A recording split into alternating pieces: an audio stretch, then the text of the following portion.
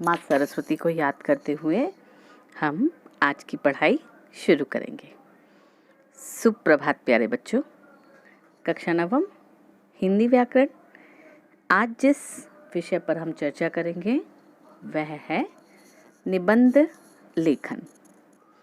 निबंध क्या है, निबंध शब्द का अर्थ, निबंध किन किन अंगों से मिलकर बनता है जिससे हम एक आदर्श निबंध की रचना कर सकते हैं। आइए शुरू करते हैं। निबंध का अर्थ। निबंध शब्द का अर्थ है सम्यक रूप से बंधा हुआ या कसा हुआ। सम्यक रूप से बंधा हुआ या कसा हुआ। निबंध क्या है? निबंध में विचार या भाव पूर्णतः एक सूत्र में बंधे हुए रहते हैं। निबंध का आकार इतना होता है कि उसे एक ही बैठक में सरलता से पढ़ा जा सकता है। निबंध में भी कहानी की तरह विषय के किसी एक पक्ष का वर्णन होता है। कहानी की तरह ही निबंध में पूर्णता होती है। निबंध की भाषा विषय के अनुकूल एवं स्पष्ट होती है। निबंध में लेखक को विषय से भटकने की छूट नहीं होती।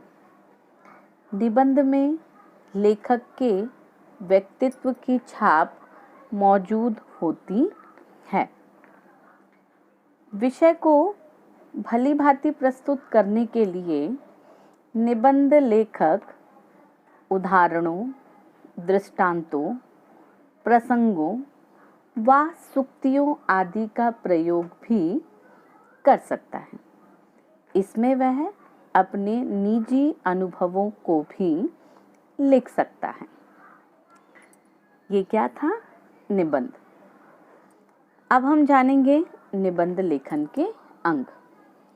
निबंध लेखन के 3 अंग होते हैं, अर्थात जिनसे मिलकर एक निबंध पूरा होता है। इन 3 अंगों को हम जानेंगे। निबंध लेखन के 3 अंग होते हैं: प्रस्तावना, विषय वस्तु, उपसंहार। प्रस्तावना। प्रस्तावना में निबंध लेखक पाठक का विषय से परिचय कराता है। अतः प्रस्तावना अत्यंत आकर्षक व प्रभावपूर्ण होनी चाहिए। प्रस्तावना को अनावश्यक बड़ा नहीं करना चाहिए। दूसरा, विषय वस्तु। विषय का वर्णन करने के लिए विषय को क्रमशः विभाजित कर लेना चाहिए।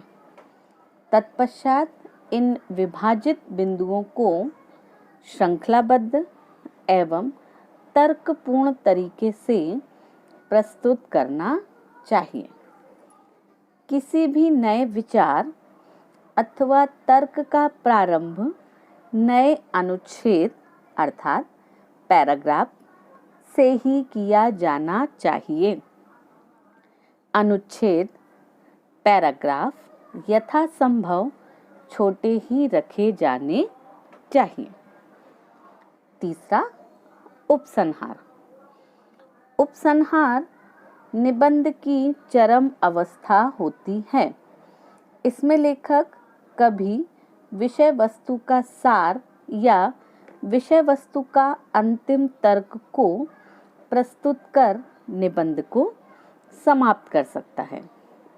उपसंहार इतना प्रभावी होना चाहिए कि पाठक के मन पर अपनी छाप छोड़ सके।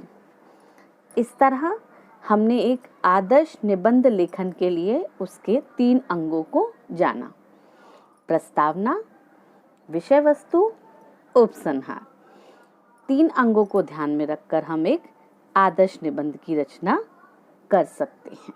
धन्यवाद।